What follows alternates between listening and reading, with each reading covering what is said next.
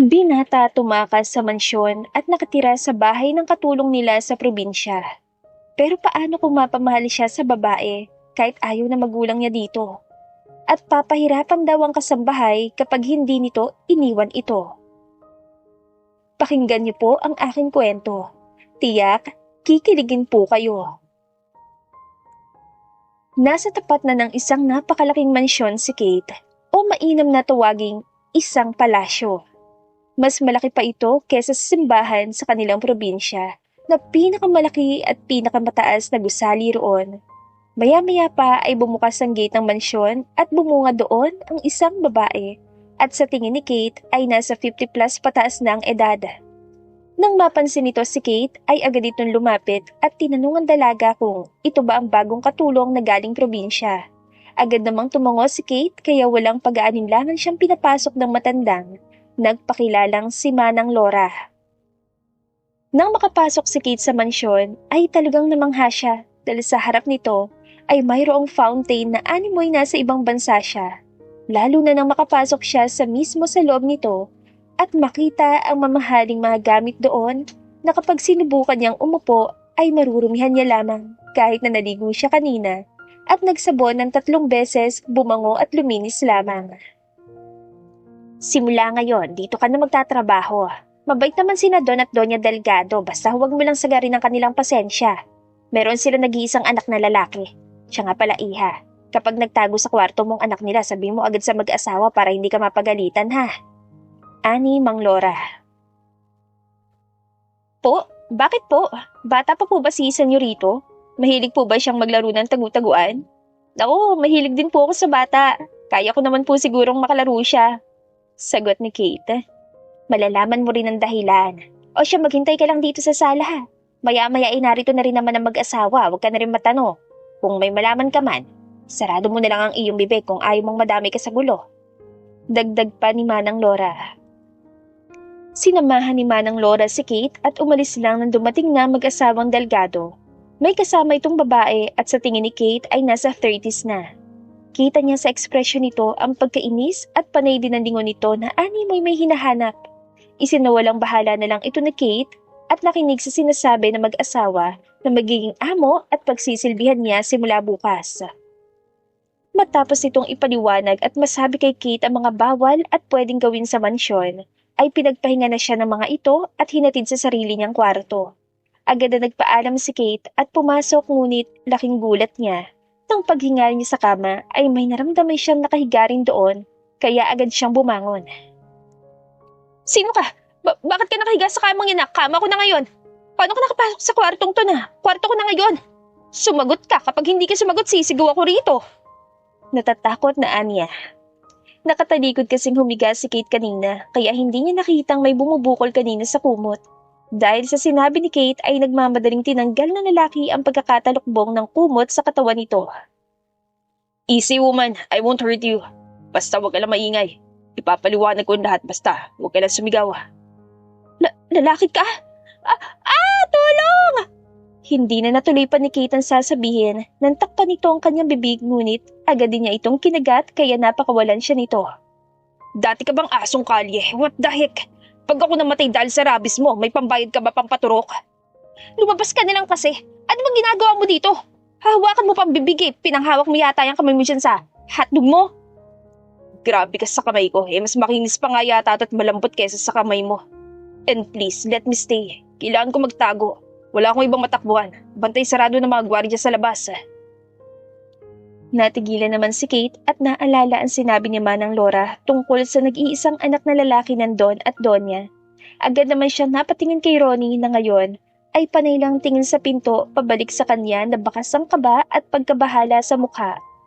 Hindi man nang alam ni Kate ang dahilan kung bakit ito nagtatago, ay tumango na lamang siya sa senyales na pumapayag siya sa pakiusap nito. Napangiti naman ito tsaka umupo muli sa kanyang kama. At animoy kanya ang kama nang tawagin nito si Kate para umupo rin. Dahil sa pagtataka, ay hindi napigilan ni Kate na tanungin si Ronnie kung bakit ito nagtatago. Agad naman itong nagkwento at nakinig naman ng mabuti si Kate. Nakita mo ba yung babaeng kasama na magulang ko? Yung naka-red fitted dress na mukhang sugar mama at napakataray na mukha? Oh, bakit? Tita mo ba yun? Nah, more than that. Hindi ko siya tita. She's... Ew, nakakadiring sabihin yung word. Nasusuka ako sa tuwing naiisip kong gusto akong ipakasal ni na mami sa babaeng yun. Ano? Fiancé mo yun? Pero age doesn't matter naman daw. Maganda naman siya. Ayos lang yun. Nasama mo naman. Anong age doesn't matter? Ayokong kumain ng expired na pechay, no? Marami ng uod na bumutas dun, no? Napangiwi naman si Kate sa sinabi ng lalaki. Hindi akalain ni Kate na ganito pala ang buhay ng mga mayayaman. Nagpapasalamat pa rin siya na hindi niya kailangang magpadaan ang kinakaharap na problema ng lalaking kaharap niya ngayon. Nahalata ni Kate ang inis at pandidiri sa tono ng pananalita ni Ronnie kanina habang nagkukwento. Kahit naman siya ay hindi nananaising, ikasal sa lalaking hindi niya tipo. Ngunit naisip ni Kate na kung kay Ronnie siya ikakasal, kahit bagong kakilala niya lang ay bukal sa puso siyang papayag na agad niyang iwinaksi sa isipan dahil alam niyang imposible yon. Oo nga pala, ano nga palang pangalan mo? Ikaw yung bago naming katulong, di ba? Hindi ko akalain kasing bata mong papasok na katulong ngayon. Ang nakaraan kasi, puro mga matandang hukuluban ang naliligaw rito. Grabe ka namang mga matandang hukuluban dyan. Kahit may mga edad yung katulong nyo, mga magagaling yun sa gawaing bahay, no? Ay, nako. Ako nga pala si Kate. Ikaw ba? I'm Ronnie. Ronnie Delgado. Napanganga naman si Kate dahil ito nga talaga ang nag-iisang heir ng pamilya Delgado. Hindi ka pala gumagawa ng kwento? Ikaw talaga nag-iisang tagapagmana ng Delgado? Do I look like an author? Alam ko mahirap maging mayaman, pero wala pa naman sa isip ko ang magmariwana, makapag-hallucinate lang. Inirapan lang ni Kate ang lalaki tsaka ito pinalaya sa kwarto niya dahil gusto niya makapagpahinga. Hindi na namalayan ni Kate na naubos pala ang 3 oras niya kakachika nila ni Ronnie. Simula noon ay ang kwarto niya na ang nagiging takbuhan ni Ronnie sa tuwing naroon ang fiancé nito. Wala namang magawa si Kate dahil tinakot siya ni Ronnie na gagawan siya nito ng kwento sa mga magulang niya para mapaalis sa mansyon kapag hindi siya pumayag na magtago ito sa kwarto niya. Bago lang rin naman si Kate kaya alam niyang madali lang para ditong gawin yun. Minsan ay pumapasok sa isip niya na lasunin na lang ang lalaki ngunit alam niyang masamang damo ito at hindi iyon tatabla nun. Anong ginagawa mo dyan? Ito, naglalatin. Sinusubukan kong effective. Naglalatin? Effective? Para saan? Para sa'yo. Pwede ba? Naiirita ako sa boses mo. Hanggang kailan ka ba magtatago dito sa kwarto ko? Diretsahin mo na lang kasi yung magulang mong ayaw mo dun sa fiancé mo. I'd rather die than telling them that. Mapi-freeze lahat ng cards ko kapag ginawa ko yan. But you know what? Kapag nawala ako, pwedeng i-atras ng babaeng yung nakasal namin. So, I was thinking. Na ano? What if you help me with that? Tulungan mo ako magtago hanggang sa umatras yung babaeng yung sa kasal namin. Then, when I'm free again, I will pay you. 1 million, even 1 billion. Promise, just give me a month. Natigilan naman si Kate at napaisip. Tinitigan niya lang naman si Ronnie na bakas na saya sa naisip niyang ideya. Naisip ni Kate na malaki-laki nga talaga ang perang yon kung magtagumpay si Ronnie sa plano nito. Ngunit naisip naman ni Kate na magiging bato naman yon kung kabaliktaran ang mangyari. Paano kung mahanap ka? Mayaman ang pamilya niyo. Kayang-kaya niyang gawing miserable ang buhay namin kung gugustuhin niyo. I will protect you, I promise. Please, maniwala ka sa akin, Kate. I'm not evil like my parents. Sisiguraduhin ko, pag hindi gumana yung plano, safe ka pa rin. Bumuntong hininga naman si Kate at dahan-dahang tumango. Nagtatatalo naman si Ronnie at yumakap pa kay Kate dahil sa saya. Ngayon, ang problema ng dalawa ay kung saan magtatago at kung paano sila tatakas sa mansyon. Kaya agad nilang inalam kung anong oras kumukunti ang nagbabantay ng security guard sa gabi. Nang masaulo ng 2 oras ay agad sila nagplano kung paano tatakas. Napagpasyahan din ni Kate na sa probinsya na lang nila sila pupunta ni Ronnie dahil bukod sa liblib doon ay hindi rin uso ang internet doon. Ayun, kailangan nating magpanggap na mag-asawa para patuloyin ka ni tatay sa bahay. Hindi rin naman pwedeng nobyo dahil baka pilitin lang akong hiwalayan ka. Kung kailangan, di gawin natin. Wala rin naman akong magagawa. Hindi naman totoo yun, di ba? Kunwari lang naman para makatakas tayo. Oo, siya sige. Magbalot ka na ng gamit mo. Kumanda ka na mamayang gabi Yung pera huwag mong kakalimutan. Baka maglakad tayo mula dito papuntang probinsya namin. Ibebenta talaga kita sa bakla kapag nangyari yun. Kinagabihan nga ay naghanda na ang dalawa. Nang makumpirmang tulog na ang lahat ay tsaka sila nagsimulang maglakad papalabas. Pigil hininga sina Kate habang naglalakad papalabas ng mansyon at nang tuluyan silang makalayo doon ay tsaka lang nakahinga ng maluwag ang dalawa. Agad na pumara ng taxi si Ronnie at dali-dali silang sumakay ni Kate. Dumiretso ang dalawa sa bus station at sumakay sa bus na diretso sa probinsya ni Kate. Hindi akalain ng babae na sa 5 buwan niyang pagtatrabaho ay peking asawa ang may uwi niya sa kanyang pamilya. Thank you so much, Kate. Paano na lang kung wala ka? E di sana nalaso na ako ng expired na pechay na ngayon. You're such an angel. Hulog ka talaga ng langit. Kung ako hulog ng langit, ikaw hinulog ka naman ng langit. Dapat lang na magpasalamat ka sa akin, oh. Nagbumukha na nga akong nanay mo sa lagay kong to. Kulang na lang, padidehin na kita eh. Oh, I didn't think of that. Bakit nga ba hindi total? Nagugutom na naman ako. Kung batukan kaya kita dyan. Napakamanyak mo talaga kahit kailan, no? Tsaka tanggalin mo nga yung salamin at sombrero mo. Nakukuha natin yung pansin ng ibang pasahero dahil sa iyo eh. Agad namang sinunod ni Ronnie ang sinabi ni Kate, ngunit mukhang maling desisyon dahil mas lalo lang nagsilungan ng mga babae sa bus. May ilan pang kinikilig at pasimpleng kumakaway kay Ronnie. Napailing na lang si Kate nang kindatan ni Ronnie ang mga babaeng nakatingin dito at pati mga matandang naroon ay hindi pa nito pinalampas. Dahil sa inis ay pasimpleng siniko ni Kate ang lalaki na ikinatawa lang naman ito. Dahil sa haba ng biyahe ay nakatulog si Kate at pagising niya ay nakauna na pala siya sa braso ni Ronnie. At tulog din ang lalaki kaya nakapatong din ang ulo nito sa ulo niya. Ronnie, gising! Malapit na tayo! Teka lang, malapit na ako. Nagulat naman si Kate sa sinabi ng lalaki kaya agad niyang iniangat ang ulo dahilan para magkauntugan silang dalawa. Ow, that's hurt. Ano bang problema mo? Ikaw na nga itong nakikiuna ng bigat kaya ng ulo mo. Aba, parang kasalanan ko pa ha. Ikaw nga tong kahit sa panaginip pinagnanasaan ako eh. Tsaka sinabi ko bang ilagay mo yung ulo ko dyan sa balikat mo? Kung mabigat pala, edi sana ginising mo na lang ako. Is it hard for you to say sorry and thank you? Tsaka nung pinagnanasaan, sabi ko malapit na ako makatulog. You and your mind, dapat yan nilalaban eh. Magsasalita pa sana si Kate nang tumigil ang bus at nagsipagbabaan na ang mga pasahero. Umirap na lamang siya at naunang maglakad kay Ronnie. Akala ni Ronnie ay naroon na sila ngunit kailangan pa palang sumakay ng tricycle papasok. Dahil sa tangkad ni Ronnie ay nauntog pa siya nang sumakay rito at nang makarating sa bahay ni Kate ay sumakit pa ang kanyang likod kakayuko. Nang ilibot ni Ronnie ang paningin ay agad niya nakita ang ganda ng paligid ng bahay ni Kate. Punong-puno ito ng iba't ibang klase ng puno at napakalapad na palayan. Ang ganda, di ba? Itong nakalakihan kong lugar. Kaso, nakasangla kasi ito kaya kailangan ko magtrabaho at tumigil sa pag-aaral. Yeah, napakaganda. Napangiti naman si Kate at tumingin kay Ronnie na sa kanya pala nakatingin ang sabihin ng mga katagang yon. Agad naman itong umiwas ng tingin at ibinalik sa harapan. Sayang talaga to. Kapag hindi nabayaran dun sa sinanglaan, napaka-fresh rin pala ng hangin dito sa probinsya, no? Oo, kaya ayoko mawala to eh. Ito na kasi yung kinalakihan ko. Gusto ko ganito rin ang kalakihan ng mga magiging anak ko sa hinaharap. Hindi baling wala kaming yaman, basta mapangalagaan lang namin itong pinaghirapan ng lolo at lola ko. Tara, pasok na tayo.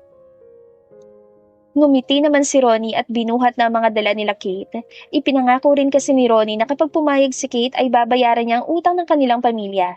Mayroon namang naipon si Ronnie sa credit card niya kaya magagawa niya yon. Alam rin niya na hindi basta-bastang ibablock na magulang niya ang kanyang cards dahil iisipin itong nawawala lang siya o nakidnap. Na walang iniisip ni Ronnie nang may lumabas na babae at lalaki mula sa maliit na bahay. Agad naman itong sinalubong ng yakap si Kate. Anak, bakit hindi ka naman nagsabing darating ka? E di sana nasundo ka naman namin ng tatay mo. At saka sino ba itong kasama mo, anak? Tanong ni Aling Nelia. Inay, asawa ko ho. Si Ronnie. Ronnie de la Vega po. Nakilala ko po siya sa syudad. Driver po siya ng pinagtatrabahuhan ko. Sagot ni Kate. 22 na si Kate, ngunit alam niyang hindi pa yun ang tamang edad para mag-asawa. Kaya naman kinakabahan pa rin siya sa magiging reaksyon ng kanyang mga magulang. Abay, napakagwapong bata. Saan ba kayo nagpakasal, anak? Bakit hindi ka naman nagsabi? May telepono naman doon, hindi ba? Ronnie, ako nga pala si Nelia, ang nanay ni Kate. Tawagin mo na lang rin akong inay. Nakangiting aniya ni Aling Nelia.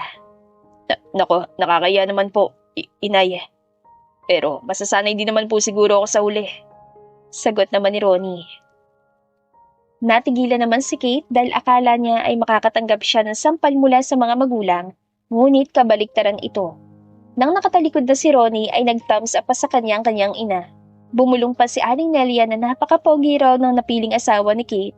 Napailing na lang si Kate at sumunod sa kanyang ina at ama na ngayon ay pinagigitnaan na si Ronnie. Dahil kasama naman ni Mang Carlo si Ronnie ay personal na kinausap ni Kate ang kanyang ina. Huminga muna ng malalim si Kate at tumikhim bago magsalita. Inay, hindi ho ba kayo galit na pumunta lang ho ako ng syudad pagbalik ko may dala na ho akong asawa? Gusto mo ba yung totoo, anak? Siyempre, may tampo kami ng itay mo. Kaya nga lang kung palalayasin ka namin at pahihirapan, may magbabago pa. Basta ang amin lang ay kaya niyong panindigan ng desisyon niyo ni Ronnie, lalo na't hindi biro ang pag-aasawa. Ani Aling Nelia. Opo, inay, salamat po. Niyakap ni Kate ang kanyang ina at hindi niya na napigilan ng maluha dahil sa nararamdamang konsensya sa pagsisinungaling tungkol sa totoong kalagayan niya. Agad na pinunasan ni Kate ang luha bago humiwalay sa pagkakayakap sa ina. Dahil sa haba ng biyahe ay nagpaalam na muna si Kate na matutulog. Nang ihatid siya ni Aling Nelia sa kanilang kwarto ni Ronnie, ay nagulat pa siya na makita nakahiga ang lalaki sa kama niya. Napangiwi na lang si Kate na maalalang hindi sila pwedeng maghiwalay ng higaan ni Ronnie dahil nagpapanggap nga pala silang mag-asawa. Pumasok na lang si Kate at umupo sa dulo ng kama. Oh, anong ginagawa mo dyan? Nagdadasal, malamang. Nag-iisip ko ano gagawin ko sa kalokohan natin. Ikaw gustong-gusto mo rin yung ideya na magkatabi tayong matutulog Ano ka ba? Walang mali siya to. Napaka-OA. Hindi naman kita re-rapin Pero pahawak na lang ako. Promise, hawak lang. Kung bigwasan kaya kita, napakamanyak mo talaga. Doon ka nga sa sahig. Magpaka-gentleman ka naman kahit isang beses lang. Ano ka? Hilo? Hindi ako higa sa malamig na sahig na yan Ang damot mo. Pahawak lang naman ako. Dahil sa inis ay agad na sinugod ni Kate si Ronnie tsaka ito kinubabawan at sinubukang hawakan ito sa buhok, ngunit agad itong nahuli ang mga kamay niya. Dahil sa lakas si Ronnie ay napagpalit niya ang pwesto nila ni Kate at ngayon ay siya nakaibabaw sa babae. Natigilan naman si Kate dahil sa pwesto nila ngayon ni Ronnie. Pati si Ronnie ay napatitig na lang rin sa mga mata ni Kate na pakiramdam niya ay inaakit siya. Ronnie, umalis ka nga dyan, ang bigat mo kaya? No way. Inakit mo ko tapos bibitinin mo ko. Hindi kita inakit, no? Wala akong ginagawa, manya ka lang talaga. It's your fault.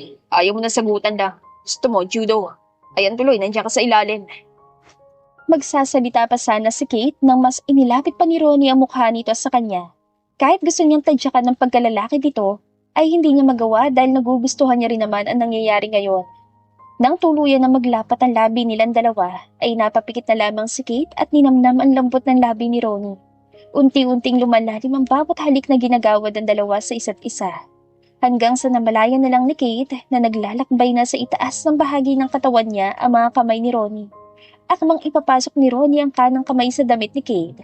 Nang biglang bumukas ang pinto at bumunga doon ang ina ni Kate, nagulat na gulat sa nakita kaya agad nang humiwalay sa Kate at Ronnie sa isa't isa. Diyos Ginoong mahabagin, bakit hindi naman kayo naglak ng pinto? Abay aatakihin ako sa puso sa inyong dalawa. Makakasaksi pa ako ng live performance ng wala sa oras Ani Aling Nelia. Inay naman, bakit di naman po kayo kumatok? Nahihiyang sabi ni Kate. Ilang minuto lang ang dumaan nang iniwan ko kayo, hindi ko naman inakalang. Yung pagod niyo sa biyahe, hindi kayo mapipigilan dalawa. Maghahatid lang naman sana talaga ako ng kumot. Sagot ni Aling Nelia. Pasensya na inay. Sa susunod ilalak na namin. Nakalimutan po kasi nitong anak nyo. Atat na atat nang matikman ako. Malokong ani ni Ronnie. O siya sige, ituloy niyo na. Ito isa pang kumot, magtago-taguan naman kayo. Ikaw Kate, huwag ka na mahiya ha. Diyan ka na buo. Hindi kita bastang inirelang at binuong mag-isa. Dagdag pa ni Aling Nelia. Nang masigurado ni Kate na malayo ng ina ay siyang pagsiko niya kay Ronnie tsaka kinuhang kumot at naglagay ng unan sa gitna nila ni Ronnie bago mahiga at matulog. Hindi na namalayan pa ni Kate na nakatulog na pala siya habang iniisip ang nangyari sa kanila ni Ronnie. Nagising na lang siya dahil sa bigat ng bagay na nakadagan sa kanya. Pagmulat ng mata ni Kate ay laking gulat niya nang bumungad ang napakalapit na mukha ni Ronnie na kung titignan ay napakahimbing ng tulog. Sinubukan ni Kate na makawala sa yakap nito, ngunit masyadong mabigat ang paa ng lalaki at pati na ang brusko nitong kamay, kaya hindi magawang makawala ni Kate kaya napagpasyahan ni Kate na gisingin na lamang ito. Ronnie, gising! Yung paa mo ang bigat! Ronnie, ano ba? Hindi ako una na. Ang bigat mo kaya? Bibinggo ka na talaga sa akin. Panay-chancein mo ha, kahapon ka pa. 5 minutes pa. Ang lambot mo kasi. Ang sarap yakapin kesa sa unan. Ang sabihin mo, manya ka lang talaga. Ginawa mo pa akong tandayan mo. Ang bigat mo kaya? Ano ba, Ronnie? Hindi kaya ako mabigat. Ang gan-gan ko nga eh. Hindi. Iyan ang mabigat sa'yo. Ano yan? Itlog ng ostrich? Tanggalin mo na nga yung kamay mo. Kakainis ka na ha. Ngunit at least natanggalin ni Ronnie, ang kamay ay umakyat pa ito at pasimpleng inilipat ng lalaki sa may bandang dibdib ni Kate. Agad namang hinampas ng babae ang kamay ni Ronnie dahilan para tanggalin ito iyon at indahin ang sakit. Napairap na lang si Kate at nauna nang bumaba para mag-almusal. Nakasunod naman sa kanya si Ronnie na parang bata na pinipigilang umiyak habang hawak ang likod ng kamay niyang hinampas ni Kate. Pagdating nila sa hapag ay naroon ang inay at itay ni Kate, pati na rin ang kapatid niyang si Clarence na lagi niyang kaasaran. Good morning, inay, itay. Ang sarap naman ng ulam natin, tortang talong. Ano yan, ay? Itlog ba ni Clarence sinalo mo dyan? Natatawang anya ni Kate. Oo, tapos yung sausawan yung toyo mo. Sagot ni Clarence. Nang tignan ni Kate si Clarence ay binilatan lamang siya nito. Agad naman silang sinuway ni Aling Nelia. Good morning po, inay, itay. Tsaka sa'yo, tol. Kapatid ka ni Kate? Tanong ni Ronnie. Hindi, ampon kasi yan. Napulot lang yan ni nanay dyan sa labas ng pintuan. Tingnan mo, tol. Ang layo, di ba? Ako gwapo, tapos siya pangit. Sagot ni Clarence. Hoy, ikaw kaya ang ampon. Napulot ka lang nga ni nanay sa basurahan eh. Ako kamukha si tatay. Eh ikaw, wala kang kamukha sa kanila, kaya ikaw ang ampon. Sabat naman ni Kate. Natawa na lang si Ronnie dahil hindi niya inakalang may ganoong personality pala si Kate. Nakinig lang siya sa bangayan ng magkapatid hanggang sa matapos silang mag-almusal, habang panay naman ang saway ni Aling Nelia sa mga ito. Matapos magpahinga ay dumiretso na sa may palayan ng pamilya ni na Kate at sumama na rin sila ni Ronnie para tumulong. Nang makita ni Kate si Ronnie ay tila nag-slow-mo ang lahat. Bagay na bagay kasi ang suot nito ngayon kesa sa lagi nitong suot nang nasa mansyon pa sila. So, what do you think? Bagay ba sa akin maging magsasaka? Nakangiting tanong ni Ronnie. Ha? Pwede na. Siya nga pala. Mag-ingat ka dun mamaya, baka madulas ka't mabukulan ha. At saka isuot mo na yung sombrero mo, mainit kasi dun. Don't worry. Basic lang yun sa akin. Kayang-kaya ko yun. Ako pa ba? Kayang-kaya yun ang muscles ko. Talaga ba? Baka mamaya mag-iya ka na pauwi ha. Punong-puno ka talaga ng kayabangan sa katawan, no? Ngumiti lang naman si Ronnie at nauna na maglakad kay Kate. Ngunit wala pa sa kalagitnaan ng palayan ay aning may kinakatay ng baboy si Ronnie kung makasigaw dahil panay ang lubog ng paa niya sa putikan. Naghalo naman ang inis at ang aliw ni Kate dahil panay ang kapit ito sa kanya. Dahil doon ay nasama siya sa pagkatumba ni Ronnie sa putikan. Pilit at tumatayo si Kate ngunit panay ang kapit sa kanya ni Ronnie dahilan para mabigatan siya at hindi yun magawa. Humihingi pa siya ng tulong sa mga kasama nila ngunit panay lang ang pagtawa ng mga ito. Ano ba, Ronnie? Hindi ka kakainin ng buhay ng putik na yan. Tumayo ka nga dyan, hindi to swimming pool, no? Ayoko nga, lumulubog yung pa ako. Mamaya may kumagat pa sa akin dyan sa ilalim. Wala namang pating dito sa palayan, daga lang ang meron dito. Kaya pwede bang tumayo ka na, nagmumukha na tayong higanting uod sa ginagawa mo eh. May daga? Daga? Ayoko. Kate, buhatin mo ko. Ayoko maglakad dito. Baka mamaya kagatin ako ng mga daga. Ano ba, Ronnie? Kalalaki mong tawan, lit-lit na mga dagang yun. Mas malaki pa nga yata yung daga mo dyan. Kainis ka ha? Tumayo ka na nga! Tayo! Ngunit patuloy lang ang pagkapit ni Ronnie kay Kate. Nang huli ay tinulungan na ni na Aling Nelia na makatayo si na Kate at Ronnie. Tawang-tawa naman ang kapatid ni Kate si Clarence sa mukha niya. Inirapan lang naman niya ang kapatid tsaka ito itinulak para ito naman ang matumba sa putikan at mabilis na tumakbo. Nang sumunod na araw ay hindi dinala pa ni Kate si Ron sa palayan at sinama na lamang ito para pumitas ng bunga ng mga prutas. Hindi nga kasi ganyan ang pagbalot niyan. Dandahanin mo lang baka mapitas mo. Hindi pa yan pwedeng pitasin. Tignan mo kasi ako. Ang hirap-hirap naman kasi nito. Bakit ba kasi kailangan mong balutin ng papel yan? Tao ba yun na kailangan damitan? Hindi ka talaga tatagal dito kapag hindi ka natutong gumawa ng kahit ano. Dali na, makinig ka na lang kasi. Hindi ba pwedeng machine na lang ang gumawa nito? Ayaw kasi ni tatay ng ganon. Mas gusto niya na kami mismo ang gumawa para pulido. Ay, nako, hindi kasi ganyan. Ayan, napitas na. Napailing na lang si Kate at pinagpahinga na lang muna si Ronnie tsaka siya na ang gumawa ng ginagawa nito kanina. Abala si Kate sa pagbalot ng mga bunga nang biglang may umagaw ng ginagawa niya. Akala niya ay Ronnie iyon, ngunit ang tignan niya ay si Enzo pala na kanyang kababata. Napayakap pa siya sa binata dahil sa saya na makita itong muli. Nang tignan ni Kate si Ronnie ay nakabusangot ito at sumpong ang kilay, ngunit hindi niya na lang ito pinansin dahil hindi niya naman alam kung bakit ganoon ang ekspresyon nito. Agad na natapos ang ginagawa ni na Kate at nagpaalam na si Enzo sa kanila. Sino yun? Bigla-bigla na lang sumusulpot. Panay pampakit sa'yo habang nagsasalita. Pa-flex-flex pa ng muscle, wala naman siyang binatbat sa muscles ko. Ah, siya si Enzo. Kababata ko yun tsaka kabatch ko rin. Hoy, teka nga, bakit ba parang galit na galit ka dyan? Huwag mo sabihin, crush mo ko, nagsiselos ka no? Ako? Nagsiselos? Crush ka? Hindi no. Napuna ko lang ang Enzo na yun dahil gusto kong sapawan ng kapugian ko. Asa naman siya magagawa niya yun? Ah, sige, sabi mo eh. Tawagin ko lang siya, may isang puno pa kasi doon. Maglalakad na sana palayo si Kate nang hawakan siya sa kamay ni Ronnie para pigilan. Teka lang, nandito naman ako ah. Ako nang gagawa. Nasaan ba yun? Natawa naman si Kate at itinuro ang punong tinutukoy. Napapangiti na lang si Kate habang tinititigan ang nahihirapang si Ronnie. Hindi niya alam ngunit habang tumatagal ang inis na nararamdaman sa lalaki ay napapalitan ng ibang pakiramdam na hindi niya na maipaliwanag kung ano nga ba. Matapos sila doon ay pumunta naman sila sa mga alagang pato ni na Kate. Napapailing na lang si Kate habang tinitignan si Ronnie na paikot-ikot lang na tumatakbo sa kulungan habang panay ang habol ng mga pato sa kanya dahil sa dala niyang pagkain. Kate, tulong! Ayaw nila akong lubayan eh. Ako yatang gusto nilang kainin. Nilagyan ko naman na sila sa lalagyan eh. Ilagay mo kasi lahat at saka lumabas dyan. Huwag ka rin tumakbo para hindi ka nila habulin. Kapag tumigil ako sa pagtakbo, tutukain nila ako. Napapailing namang pumasok sa kulungan si Kate at tinulungan magpakain si Ronnie. Araw-araw ay ganoon ang ginagawa nila sa probinsya. Matapos ang ilang linggong pananatili ni na Kate sa probinsya, ay natuto na si Ronnie na mga gawain doon. Pati sa palayan ay sumasama na rin siya para tulungan magtanim ang mga magulang ni Kate.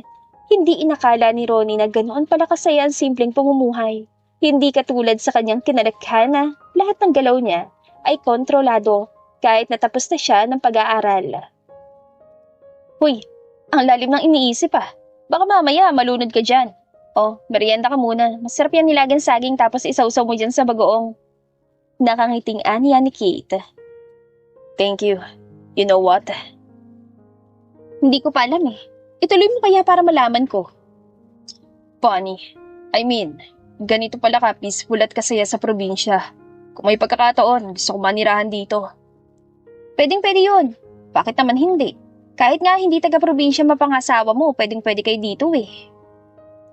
Napangiti naman si Ronnie at napatitig kay Kate na nakatanaw lang din sa kapaligiran habang mangata ng dalang saging.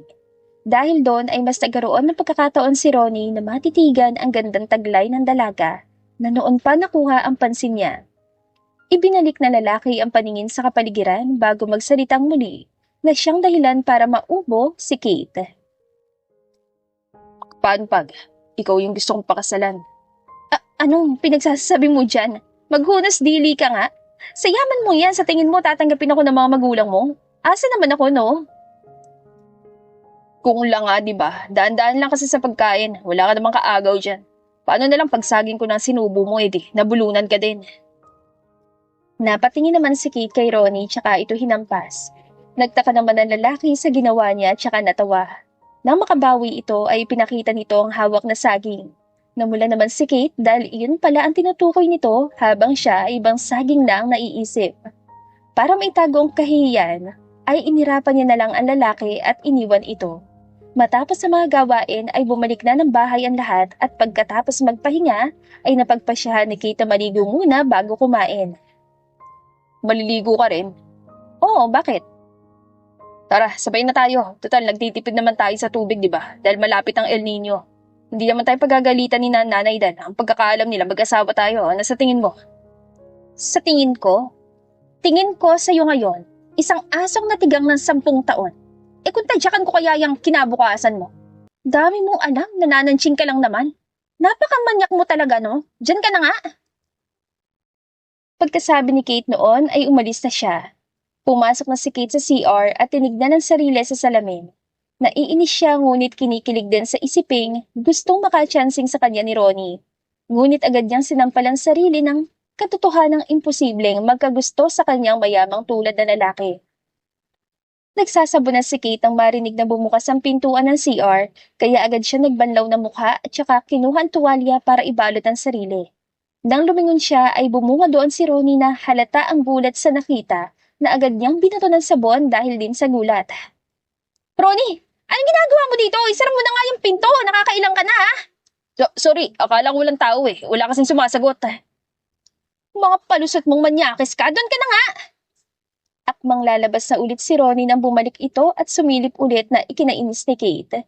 Iniabot pa nito kay Kate ang sabon habang diretsyo nakatitig sa dibdib ng dalaga. Sa susunod kasi, ilak mo na yung pinto para hindi ka nabobosohan. Paano kapag ibang lalaki nakakita niyan? Di kawawa naman ako. Wow ha! Dapat ko bang ipagpasalamat yan? Sira yung lakaya, pwede ba? Lumabas ka na at baka matuso ko pa ng walis tingting yung mata mo. Napangiwi naman si Ronnie at ngiting-ngiting naglakad na papalayo. Habang si Kate ay nanggagalaiti na hanggang sa matapos maligo. Ganun lang ang naging takbo ng araw ni na Kate at Ronnie. Walang araw na hindi naaasar si Kate dahil sa kagagawa ng lalaki. Ngunit kabaliktaran ang pinaramdam ni Ronnie kay Kate ng araw na nagkayayaan ng pamilya na Kate na maligo sa ilog. Hindi niya alam kung nagsiselos pa ito kay Enzo dahil nang binigyan ni Enzo ng pagkain si Kate, ay agad na inagaw ni Ronnie yon at diretsyong isinubo ang pagkain at titig na titig kay Enzo habang inuhuya yon dahilan para umalis ito. Ano bang trip mo? Nang aasar ka na naman ba? Hindi ah. Gutom lang ako no. Bakit naman ako mga asar dapat magsaya tayo ngayon dito. Ikaw, umamin ka nga sa akin. Crush mo na talaga ako, no? Tapos nagsiselos ka kay Enzo kaya inagaw mo yung bigay niya sa akin? Oy, assuming ka talaga. Ako magkakagusto sa'yo. Pwede naman, pero hindi no. Masyado akong pogi para sa'yo. Diyan ka na nga. Di ikaw ng pogi. Pogi ka nga. Bahag naman yung buntot mo sa harapan. Matapos sabihin yun ni Kate ay iniwan niya na si Ronnie at lumusong na sa tubig. Sumaglit lang din naman si Kate dahil sa lamig ng tubig at umahon din pagkalaunan. Nang makaahon siya ay nakita niyang papalapit si Enzo at may dala itong tuwalya. Napangiti naman si Kate ngunit agad yung napalitan ng ngiwi na makitang agawin ni Ronnie ang tuwalya kay Enzo at tumatakbo itong lumapit sa kanya.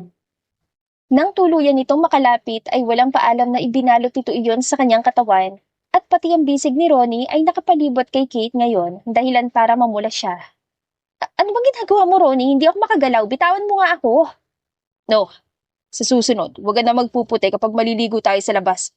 Kitang-kita yung kaluluwa mo. Inaakit mo ba mga lalaki sa paligid natin? Wow ha. At least sa akin may damit pa. Tignan mo nga yung sarili mo. Winawagayway mo pa talaga yung mga pandesal mo. Nahiya ka pa. Humiga ka na lang sana sa mesa natin kasama yung mga baon natin. Bakit? Nagsiselos ka ba na? Pinagtitinginan ako ng ibang babae. Asa ka naman? Matapos sabihin ni iyon ni Kate ay binilisan niya ang kanyang lakad. Ngunit sadyang makulit talaga si Ronnie dahil binilisan niya rin ang paglalakad at inaasar-asar pa rin si Kate. Matapos maligo ay umuwi na ang lahat ngunit nahuli si Kate at Enzo dahil gustong kausapin ni Enzo si Kate. Nang maiwan silang tuluyan ay tsaka lang nagsalita ang lalaki na nagpakaba kay Kate. Kate, tell me the truth. Alam ko hindi mo talaga asawa yung Ronnie na yan. Ano ba problema? Bakit kailangan yung magpanggap? Panimula ni Enzo. Ha? Anong pinagsasasabi mo dyan, Enzo? Huwag kang magbiro ng ganyan, hindi nakakatawa. Hindi ako nagbibiro, Kate. Kilala kita. Alam ko wala sa isip mo mag-asawa ka agad, lalo na mag-asawa ng taga-syudad. Dagdag pa ni Enzo. Magsasalita pa sana si Kate ang biglang dumating si Ronnie at diretsyong sinuntok si Enzo dahilan para matumbay ito sa inuupuan. Agad naman tumayo ang lalaki at nakipagsuntukan kay Ronnie. Ngunit agad na pumagitna si Kate para pigilan ang dalawa. Yumakap siya kay Ronnie para pigilan itong gumanti pa ng suntok. Damn you, bro. Ano bang pinagsasabi mo sa asawa ko? You like her? Pasensyahan na lang tayo. Because she's mine. Mine alone. So back off. Gigil na ani ni Ronnie. Asawa? Yours? She's not yours. Nagkukunwari lang kayo at alam ko yon. Sino ka ba talaga? Driver ka ba talaga? Gigil din ang sagot ni Enzo. Nagkukunwari. You think we're just acting? Gusto mo ng patunay na asawa ko siya? Pagbibigyan kita. Agad na hinarap ni Ronnie si Kate at sinil ito ng halik. Nagpupumiglas pa si Kate ng una, ngunit tumugon din siya ng kalaunan at nakalimutang nasa harapan nila si Enzo ngayon. Ngunit natigilan si Kate nang bumaba na sa leg ang mga halik ni Ronnie at pati dila nito ay naglalaro na roon. Pinilit na magsalita ni Kate para pigilan si Ronnie, ngunit naging tunog-ungo lamang yon dahil sa sensasyong hatid ang ginagawa nito. Kaya itinulak na lang ni Kate si Ronnie dahil hindi niya na kinakayang pigilan ng sarili at baka makakita pa ng live performance si Enzo. Now, are you satisfied? Naniniwala ka na bang mag-asawa kami? Umalis ka na, baka hindi pa kita matansya. Hinahapo at galit na aniya ni Ronnie. Tama na Ronnie, umuwi na tayo please, nilalamig na ako. Nakikiusap namang ani Kate. Kahit hindi mag-asawa, ay pwedeng gawin yan, Ronnie. That's not a strong evidence. Mapapatunayan ko rin hindi kayo mag-asawang tunay ni Kate. And remember this, kapag nangyari yun, aagawin ko sa'yo si Kate. Try me. I will make sure your life miserable. My pleasure, man. Sagot naman ni Enzo. Susugod pa sana si Ronnie ngunit agad na pinigilan ni Kate ang lalaki. Nang makaalis si Enzo ay tsaka lang siya binitawan ni Kate. Agad naman tinignan ni Ronnie si Kate at tinanong kung ayos lamang ito. Ngunit inirapan lamang siya ng babae at maglalakad na sana ngunit agad niya itong pinigilan at ikinulong sa kanyang bisig. I'm sorry. Takot lang akong maagaw ka ni Enzo sa akin, Kate. Your brother told me na nagpaiwan kayo ng lalaking yun kaya bumalik ako. Bakit ka natatakot? Bakit? Tayo na ba? Totoo naman yung sinasabi niya, di ba? Then, let's make it official. Simula ngayon, asawa mo na ako. Pakakasalan kita kahit sa simbahan. Pipirmahan ko anumang papel yan, kahit gawa pa sa daon ng saging. Natigilan naman si Kate at humiwalay sa pagkakayakap ni Ronnie at tumitig sa lalaki. Napangiti naman si Ronnie tsaka banayad na hinalikan si Kate. Napapikit na lamang si Kate at tinamnam ang halik na pinagsasaluhan nila ngayon ng lalaki. Napamulat na lang si Kate nang maramdaman niyang binuhat siya ni Ronnie. Maya-maya pa ay nasa isang abandonadong kubo na silang dalawa. Nang makapasok sila ay humigpit ang kapit ni Kate sa leeg ni Ronnie. Wala bang sawa dito? Baka mamaya tuklawin tayo Malayo pa naman din ang ospital dito. Ayokong matigok na virgin. Walang sawa dito. Yung bibisita lang sa kuweba mo ngayon ang meron. It's not poisonous. Masakit lang siya sa mga gata. Di ka rin mamamatay. Di ka lang makakalakad ng 1 linggo. Anong pinagsasasabi mo dyan? Gagawin ba talaga natin? Yeah, unahin na natin ang honeymoon, baby. Pagkasabi ni Ronnie noon ay muli niyang hinalikan si Kate. Hindi na namalayang pa ng dalawa na kapwa wala na pala silang saplot. Hindi na rin makita ni Kate kung saan itinapon ni Ronnie ang mga damit nila. Hindi na rin siya nagsayang pa ng oras na alamin iyon dahil abala ang katawan niya ngayon na lasapin ng sarap na dala ng bawat pagdampi ng halik ni Ronnie sa kanyang katawan. Hindi na rin alam ni Kate kung saan ipapaling ang kanyang ulo nang makarating iyon sa maselang parte ng kanyang katawan. Napasabunot na lang si Kate sa kanyang buhok nang magsimulang laruin ng dila ni Ronnie iyon at sinamahan pa ng daliri nito. Gosh, you're so wet, baby. Pisit ka, kasalanan mo yan. Pasensya na, sadyang magaling lang talaga ako. Itutuloy ko pa ba? Parang galit ka yata eh. Sige, ngayon mo ako pitinin, hindi ka na talaga makakaulit, sinasabi ko sa'yo. Ito naman nagbibiro lang. Ito na, itutuloy na po. Kamahalan. Bahagya namang humiwalay si Ronnie at pinantay ang sarili kay Kate. Mas pinaghiwalay niya ang binti ng babae, tsaka itinutok ang kanyang sawa na kanina pag gustong maramdaman ng init na hatid ang kuweba ni Kate. Napapaatras na lang si Kate dahil sa hatid na sakit ang unti-unting pagpasok ng sandata ni Ronnie sa kanya. Agad naman siyang hinawakan ni Ronnie sa bewang para pigilan yon. At nang tuluyan na itong makapasok, ay tuluyan na ring nawasak si Kate. I love you, baby. Sabihin mo lang kung pwede na akong gumalaw. Kaya mo ba? Oo, kakayanin ko. Gusto ko to eh.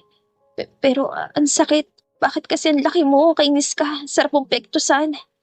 I won't be sorry for that. Wala akong magagawa, baby. Genetic yan. Mana-mana lang. Napakahangin mo talaga.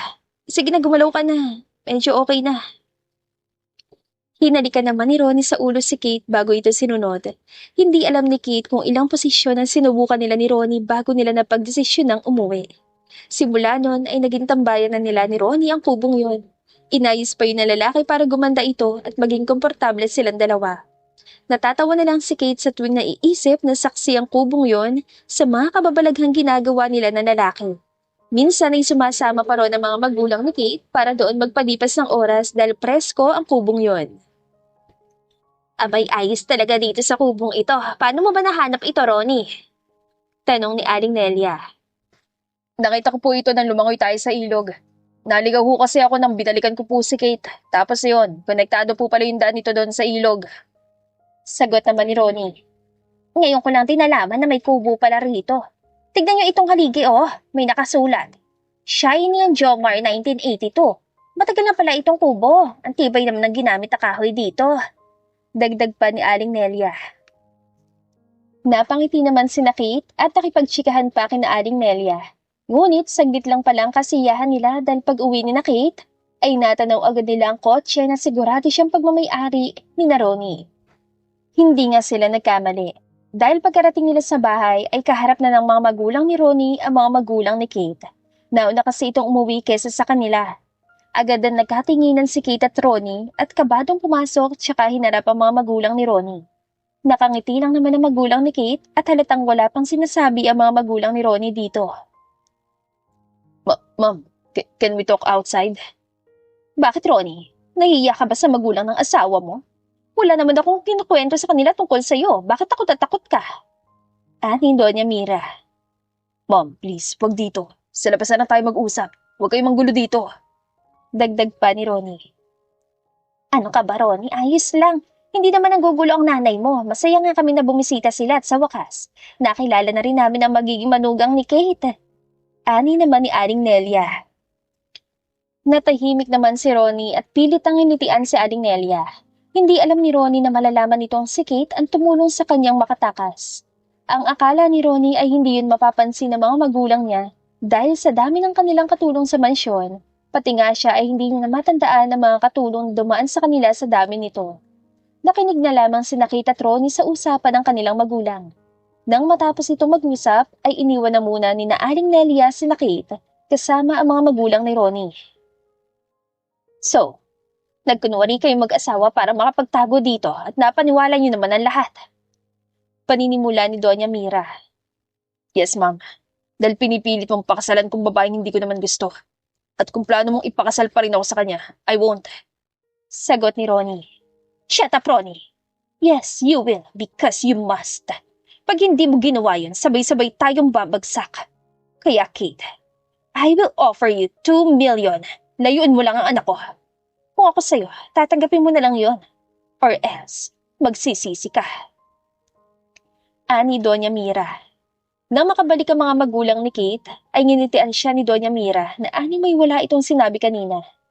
Tumuloy pa roon ang isang gabi ang mga magulang ni Ronnie at lingid sa kaalaman ni Ronnie ay muling kinausap ni na Doña Mira si Kate. Nang mapag-isa sila sa labas ng bahay, ay sakto rin namang nasa likod si Ronnie at tumutulong sa pagluluto. Ayaw din naman tanggihan ni Kate ang ginang dahil may respeto pa rin naman siya dito kahit na papano. Talaga bang mahal mo na ang anak ko? Panimula ni Doña Mira. Opo.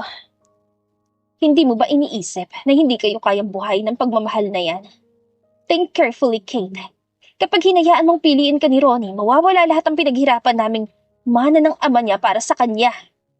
Dagdag pa ng ginang. Iyan na po ba talaga ang mahalaga sa inyo? Kaysa sa totoong kaligayahan ng anak niyo? Why? You think ikaw ang kaligayahan niya? Ang makasama ka? Hindi, Kate. Ako ang nanay ni Ronnie. At alam ko kung ano ang mas makakabuti para sa kanya. Ani pa Doña Mira. Matapos sabihin yun ng ginang, ay iniwan nito si Kate habang si Kate ay hindi na alam ang gagawin. Gusto niyang maging makasarili at ipagdamot ang lalaking minamahal. Ngunit paano niya gagawin yon kung tama naman ang ina nito? Lumaking mayaman si Ronnie at hindi ito sanay sa hirap na pinagdaanan niya. Simula bata siya. Hindi pwedeng ipagdamot niya rito ang marangyang buhay na meron na ito simula bata pa. Hey, ano iniisip mo? Umiiyak ka ba? Nag-aalalang tanong ni Ronnie. Agad namang pinahira ni Kate ang luhang nakatakas sa pala sa mga mata niya.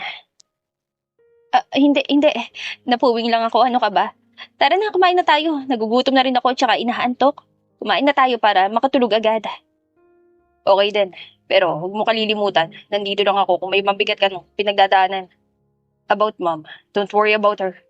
Ikaw naman ang pipiliin ko kahit anong mangyari. Pilit namang umiti si Kate at tumalikod na para itago kay Ronnie ang namumuong luha sa kanyang mga mata.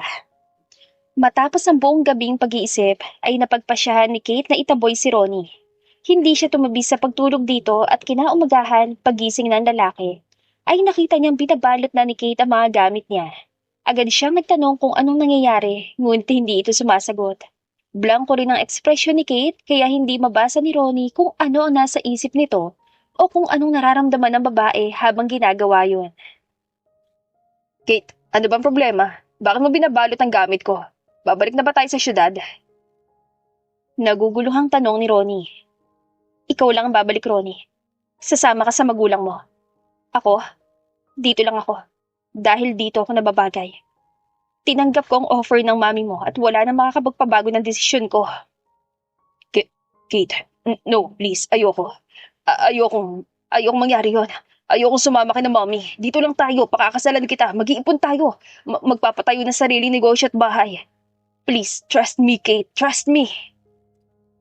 Bumuntong hininga naman si Kate para pigilan ang sarili na makumbinsi ni Ronnie. Kahit siya ay ayaw niya sa nangyayari, ngunit hindi ito ang tamang panahon para isipin niya ang sariling kaligayahan. Trust you? Tapos ano? Makita maghirap ang pamilya ko? Hindi ko kakayanin yun, Ronnie. Alam nating dalawa na hindi birong kalaban ng pamilya mo. Natigilan naman si Ronnie at napayuko. Gusto mang lapitan ni Kate ang lalaki para yakapin, ngunit may pumipigil sa kanya. Akala niya ay aalis ito, ngunit walang imik itong tinulungan siya sa pag-iimpake ng mga gamit ito. Matapos yon, ay saglit lang siya nitong tinitigan, tsaka ito lumabas ng kwarto. Is it what you really want, Kate? Gusto mo pa talaga akong umalis? Oo, umalis ka na. Mas mahalaga ang pera para sa akin ngayon. Umalis ka na, Ronnie. Piliin mo ang lugar kung saan ka nararapat. Okay, bye, then. Mag-iingat na lang kayo ni nanay. I mean, tita and tito. Tumango na lang si Kate at hinayaang umalis na ng tuluyan si Ronnie dala ang maleta nito. Paglapat ng pintuan ay hindi na napigilan pa ni Kate ang mapahagulhol.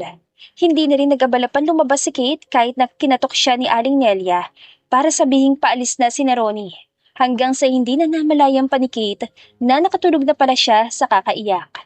Nagising na lamang si Kate sa isang mahinang tapik sa kanyang pisngi. Pagmulat niya ng kanyang mga mata, ay ang kanyang nanay Nelia ang una niya nakita. Kate, halika rito anak. Tandaan mo, nandito lang si nanay. Huwag ka nang malungkot. Babalik din naman si Ronnie, diba? Magbabakasyon lang siya. Ani Aling Nelia. Lumapit naman si Kate at parang batang yumakap sa ina at umiyak sa bisig nito. Hindi na siya babalik, Nay. Wala na pong babalik. Doon naman po talaga siya nararapat eh. Tama naman pong ginagawa ko, di ba? Ayoko naman pong maging makasarili at pahirapan ng lahat dahil sa gusto ko lang sumaya. Sagot naman ni Kate. Ano bang sinasabi mo, Kate? Bakit hindi na babalik? Malilintikan niyang asawa mong yan sa tatay mo kapag hindi siya bumalik. Naguguluhang aniya ni Aling Nelia. Huminga ng malalim si Kate at sinabi ang katotohanan sa kanyang ina. Bakas man ang gulat kay Aling Nelia ay mas pinili pa rin itong yakapin ang anak at pakalmahin. Gustuhin mang pagalitan ni Aling Nelia ang anak ay hindi niya magawa dahil sa sitwasyon nito ngayon. Dumaan ang mga araw at linggo ay unti-unti nang nasasanay si Kate na wala si Ronnie sa tabi niya, ngunit hindi niya may tatanggi na nangungulila pa rin siya rito. Ngunit ang akala ni Kate panghabang buhay na wala na si Ronnie sa buhay niya ay kabaliktaran pala. Dahil pagbalik nila galing sa palayan ay naroon ang lalaki sa harapan ng bahay nila at nakasandal sa dala nitong sasakyan. Anak, hindi ba ako nananaginip? Hindi ba't si Ronnie yon? Anong ginagawa niyan dito? Ani Aling Nelia. Teka nay, nakikita niyo rin ho ba siya? Akala ko nag-hallucinate na po ako eh. Hindi ko ho ba konsensya yan? Sagot naman ni Kate. Hindi anak, kahit ang itay mo ay nakikita rin siya. Ani naman ni Aling Nelia. Tara na hunay, hayaan mo po yan baka may bisita lang dito sa probinsya. Baka po bibili ng lupa para sa kanila ng asawa niya. Tila may bumara naman sa lalamunan ni Kate na sabihin ang huling kataga. Tila tinusok rin ng karayom ang kanyang kaliwang dibdib sa isiping sa iba pala nito matutupad ang pangako at pangarap nilang dalawa. Nang tignan ni Kate ang lalaki ay nakatingin rin pala ito sa kanya kaya agad din siyang umiwas at dali-daling naglakad papasok ng bahay. Matapos mag-ayos ay tinignan ni Kate ang sarili ang salamin at siniguradong presentable ang itsura niya. Tsaka lang lumabas ngunit napabusangot siya nang wala na pala si Ronnie sa labas. Babalik na sana si Kate papasok sa kwarto ngunit laking gulat niya na may humawak sa magkabilang balikat niya at paglingon niya ay mukha ni Ronnie ang bumungad sa kanya. Gulat ka no? Sino bang hinahanap mo sa labas? Ako? Ako no? Akala mo umalis na ako no? Siyempre hindi ako aalis no? Hindi na ako aalis. Nakangiting anya ni Ronnie. Aalis? Bakit? May sinabi ba akong wag lang umalis? Umalis ka na, gagawin mo pa akong kabit eh. Hindi kami nagbebenta ng lupa rito, wala kaming ibebenta at wala kaming plano lalo na kung sa'yo. At anong hinahanap kita? Saka naman oh. Tse, dyan ka na nga. Pagtataray ni Kate. Kate, teka lang. Hindi ako bibili ng lupa sa inyo. Kate! Hinayaan na lang ni Kate si Ronnie at hindi ito nilingon kahit ilang beses nitong tinawag ang pangalan niya. Pagsapit ang hapunan ay tsaka lang bumaba si Kate para masiguradong wala na si Ronnie sa ibaba. Nakahinga naman ang maluwag si Kate dahil pagdating niya sa hapagkainan ay wala doon ang lalaki. Nagsimula na rin namang kumain si Kate at tanging tunog lang ng nagbabangga ang kutsara, tinidor at plato ang maririnig sa paligid. Ngunit tila hindi naman nakatiis si Aling Nelia dahil tinanong pa rin ito ang anak tungkol sa nangyari kanina. Anak, bakit mo naman sinungitan kanina si Ronnie? Gusto ko lang sana daw niya makausap. Tanong ni Aling Nelia. Nay naman, binubugaw niyo na naman ako kay Ronnie eh. May asawa na po yun, gagawin niyo pa akong kabit eh. Natigilan naman si Kate nang biglang may magsalita mula sa likuran niya at alam niya kung sino yon. Wala akong asawa, Kate. Hindi ako mag-aasawa hanggat hindi ikaw ang bride ko. Wala rin ako dito para bilhin ng lupa niyo. Nandito ako para manligaw sa'yo. Napalingon naman si Kate at bumungad sa kanya si Ronnie habang nakangiti itong iniaabot sa kanya ang bulaklak na dala. Napatingin naman si Kate sa kanya magulang at sa kapatid. Nakangiti lang naman ang mga ito habang kinikilig sa nangyayari. Habang siya ay hindi alam kung maiinis, makukonsensya, o kikiligin dahil sa lahat ang nagawa niya sa lalaki ay narito pa rin ito para ipaglaban siya. Anong gagawin ko dyan sa bulaklak mo? Ihahalo sa tinola? Just accept it. Ilagay mo sa vase. Pwede rin naman yung sinabi mo. Sige, tapos sa'yo ko ipapakain. Nay, busog na ho ako. Aakyat na po ako sa taas. Matapos sabihin yun ni Kate ay tumayo na siya at naglakad papunta sa kwarto niya. Ngunit bago pa man siya makalayo, ay narinig niya pang nagsalita ang kanyang ina. Nako, pagpasensya mo na yan si Kate. Ganyan talaga kaming mga babae. Kahit kami ang may kasalanan, kami pa rin dapat ang sinusuyo at palaging tama. Tumawa pa ang ina ni Kate nang sang-ayunan iyon ng kanyang ama. Narinig niya rin tumawa si Ronnie na ikinairap lang naman ni Kate. Close kayo dyan na. Tawa-tawa ka pa diyang kumag ka. Akala mo cute ka? Oo, pero mukha kang kumag para sa akin. Pagkausap pa ni Kate sa sarili at tuluyan ang pumasok sa kwarto niya, inabutan lang ng hating gabi si Kate na paggulong-gulong lang sa kanyang kama. Bigla siya nakaramdam ng uhaw kaya naman lumabas muna siya para uminom ng tubig sa kusina. Umiinom siya ng tubig nang biglang makaramdam siya ng presensya sa likuran niya. Biglang kinabahan si Kate at dahan-dahang lumingon. Maliwanag naman ang buwan kaya nakita niyang si Ronnie ito. Kaya kumalma rin siya na napalitan ng pagtataka. Teka, Ronnie, bakit nandito ka pa rin? Di ba dapat umuwi ka na? Bakit nandito ka pa? Ngunit tulala lamang ito habang nakatingin sa kanya. Huy, kinakausap kita. Bakit tulala ka dyan? Sumagot ka nga, Ronnie. Your nipple, it's saying, hi to me. Nakikita ko siya, kaya itago mo na. Bigla namang nahiya si Kate at pinagkrus ang braso niya sa dibdib. Napaka-arte mo, nakita mo na rin naman yan. Wala nga akong kahit suot nun. Tabi nga dyan. Ala ko naman may nakapasok ng aswang sa bahay. Itago mo pa rin yan, mamaya. Gapangan ka pa ng aswang dyan. Tapos, ang pangalan ay Ronnie. Natigilan naman si Kate tsaka tinignan si Ronnie at pinandilatan. Tumawa lang naman ang lalaki at unti-unting lumapit sa kanya. Napatras naman si Kate at hindi makapagsalita dahil sobrang lapit na ng katawan ng binata sa katawan niya. Naaamoy niya rin ang kabanguhan nito at nararamdaman niya na rin ang hininga nitong tumatama sa kanyang mukha. Nang 1 pulgada na lang ang lapit ng mukha ni Ronnie, ay napapikit na lamang si Kate.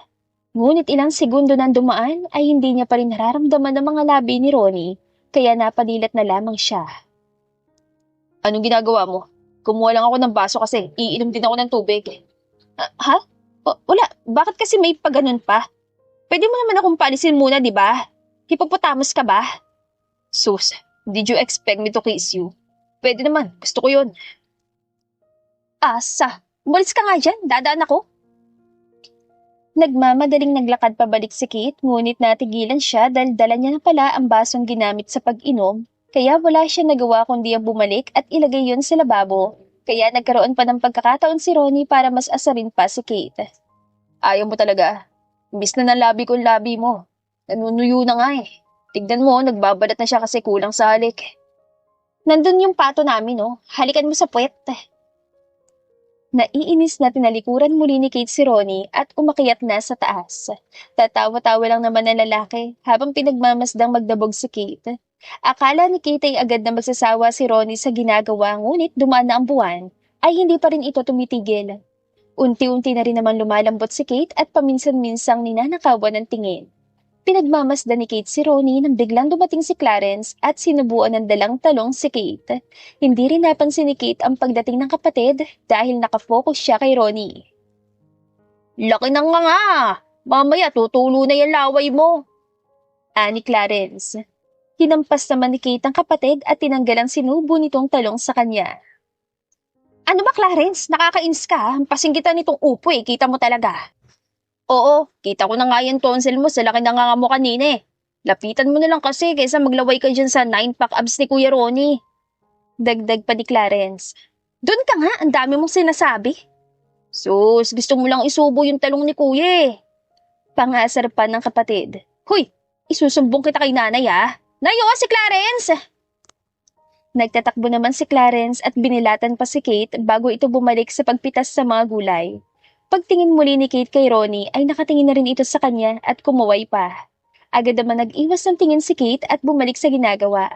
Matapos nito ay binuhat niya na ang basket, ngunit natigilan siya nang may kumuha niyon sa kanya. Paglingon ni Kate ay si Ronnie palang umagaw nun at nakangiti itong nakatingin din sa kanya. Akin na, ako na magdadala. Kaya ko naman eh. Magaan lang yan. Hindi, ako na.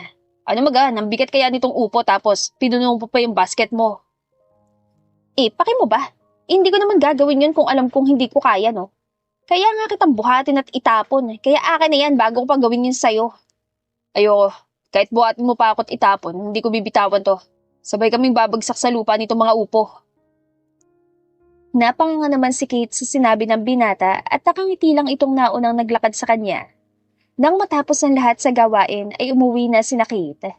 Sumunod na araw ay maagang gumising si Kate dahil maaga pa raw sila sa palayan. Ngunit laking pagtataka ni Kate nang nakabihis na ang lahat at handa nang umalis. Aakyat sana si Kate sa kwarto niya nang pigilan siya ng kanyang ina. Kate, dito ka lang. Alagaan mo si Ronnie, nilalagnat siya kaya hindi siya makakabalik sa apartment niya. Ani Aling Nelia. Po, nilalagnat si Ronnie? Sagot naman ni Kate. Hindi anak, gumagawa lang ako ng kwento. Pamimilo sa po ni Aling Nelia. Si nanay naman eh. At sige po, mag-iingat po kayo. Ako na pong bahala kay Ronnie. Ani naman ni Kate.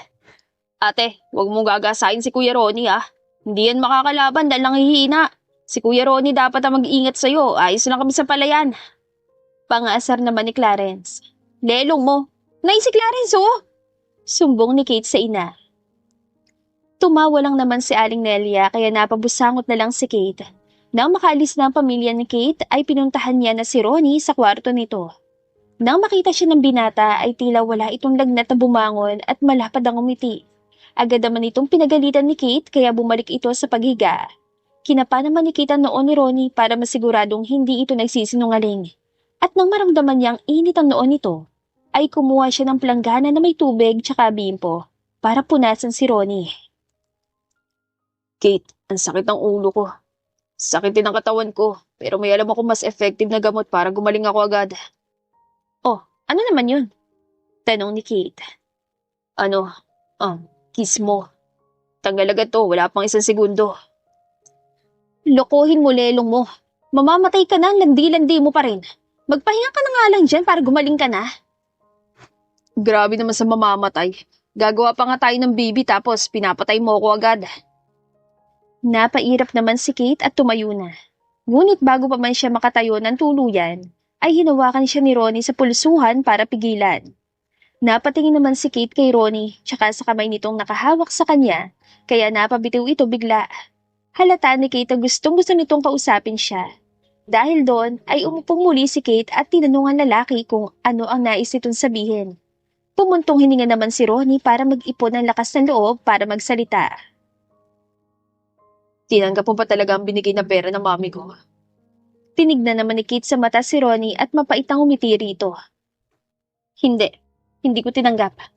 Kailangan ko lang sabihin sa'yo na tinanggap ko para itaboy ka. Para isipin mong pera lang ang habol ko sa'yo. Na isa kong gold digger na, kailangan mong kayuan. I knew it. Kaya nga nandito ako ngayon, Kate. Alam ko hindi mo magagawang ipagpalit ako sa pera at hindi rin kita ipagpapalit sa yaman at parang niyang buhay. Mahal na mahal kita, Kate. Ikinuwento pa ni Ronnie ang paglalakas loob ni Ronnie na sabihin sa harapan ng buong mag-anak nito na ayaw niyang pakasalan si Leisha, na wala siyang pake kung kunin sa kanya lahat ng mana niya. Aaminin ni Ronnie na noong una ay gusto niya makuha pa ring manang ngunit nang dumating si Kate ay nagbago ang pananaw niya. Napagtanto niyang wala palang papantay sa sayang dulot ng tunay na pagmamahal ng taong pinakamahalaga sa iyo. Hindi pala pera ang nagbibigay ng tunay na saya kundi ang mga taong tunay na nagmamahal sa iyo. At si Kate ang taong yon para sa kanya, pati na rin ang pamilya nito. Please, Kate, be with me. I'll promise, tutulungan kita makatapos. Pag-iipon tayo at magpapatayo ng sariling negosyo at bahay dito sa probinsya niyo tulad ng plano natin. Oo, Ronnie. I'm sorry. Sobrang sorry. Dapat pala, tinanong muna kita at pinakinggan. Mahal na mahal din kita, Ronnie. Wala namang gugulo sa atin, Kate. Sinabihan ko na sila na kapag ginulo nila tayo, ako makakalaban nila. Magtiwala ka lang. Kaya kong gawin yun basta nandyan ka lang sa tabi ko. Oo, Ronnie. Oo. Hindi na kita iiwan. Simula noon ay hindi na nga iniwan pa ni Ronnie at Kate ang isa't isa. Nagpatuloy sa pag-aaral si Kate habang si Ronnie naman ay nagpatayo ng sariling ospital. Hanggang sa unti-unti yung lumaki at na makapagtapos si Kate ay nakapagpatayo na ng sariling bahay ang dalawa tsaka nagpakasal.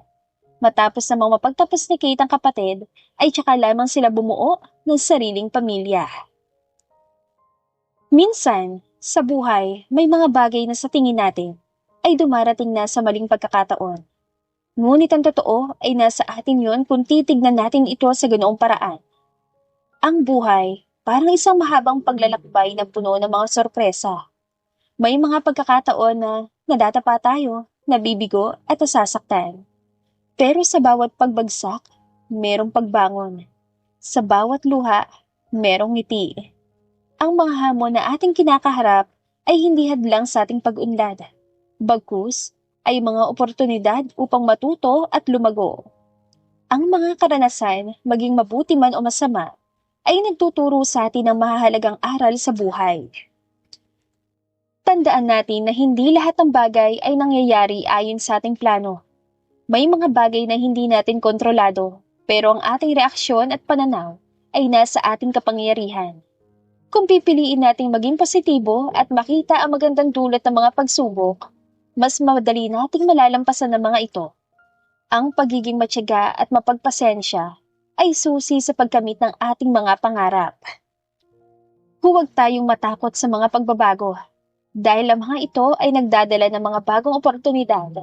Yakapin natin ang bawat araw na may pag-asa at pananampalataya at tiyak na makakamit natin ang tagumpay.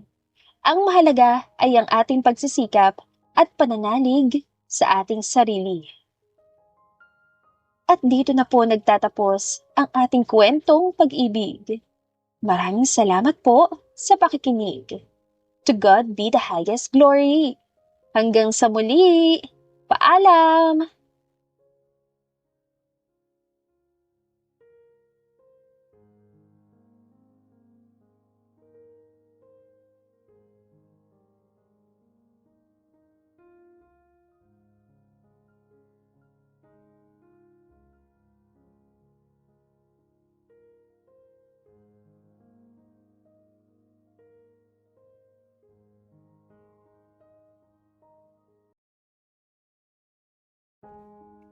Binata tumakas sa mansyon at